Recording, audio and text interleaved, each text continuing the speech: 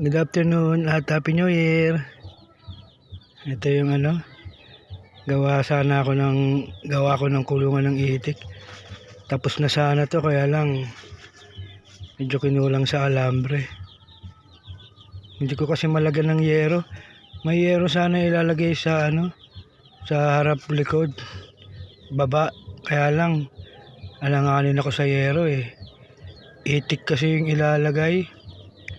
Mas maganda yata pagka itik yung sahig nila nahanginan. Naarawan na siya automatic. Kasi facing cellphone, nasa kanan yung araw. Tulad ngayon naarawan siya. Kaya lang yung sahig gusto ko nahanginan din. Kung hindi mahanginan, tapos na sana to. Salpak ko lang yung dalawang yero harap likod. Kaso may hangin siya kaso gusto ko sana yung hangin labas pasok, kaya nabitin, kulang ako sa alambre. Sige, yan na lang po tungkol dito sa ginagawa kong kulungan ng itik. Pakita ko lang sana yung isama ko na rin, pakita ko yung aking favorite na sweet potato tuber o crop na nagdahon na.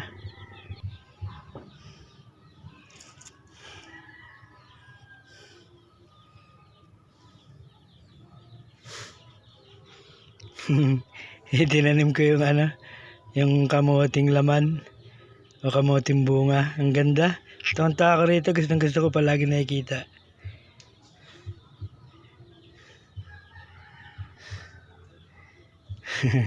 Ayoko lang siya hawakan. Bakit? Sa mga first time makapasyal sa channel ko o dito sa content, pakita ko rin yung mga sisiw ko. Rhode Island Red, 12 itlog, 12 na pisa. Maraming salamat sa magaling na inay na to at saka sa Egg 1000. Ayan. Paano ko sila kulungan nila, nagukay ako sa lupa ako sila kinulong. Nagukay ako sa lupa, palibot, tapos open lang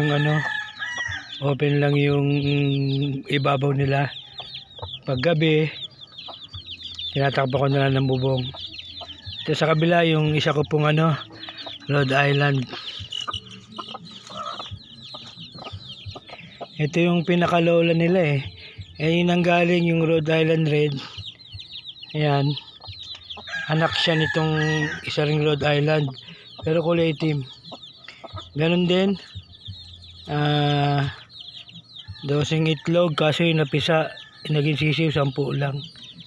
Pero ayan, nakakulong siya. Ganon din yung kulungan niya. Nagkukoy ako sa lupa. Sa lupa na lang muna sila habang mga baby pa. Pwede naman silang hindi ako medyo nakakaba ng konti, pero kasi iniisip ko bakit yung mga yung mga manok gubat sa lupa lang naman. Kaya sa lupa na rin sila. Anuhin ko na lang sila, purga na lang siguro katapusan ng January. Isang buwan at 2 linggo pwede na siguro. I-focus ko kung gusto nyo. Ayan Ayan. Ito yung first batch po. Second batch. Kailangan na yata nila ng tubig. Maraming salamat po. Bye bye po. Happy New Year po sa lahat.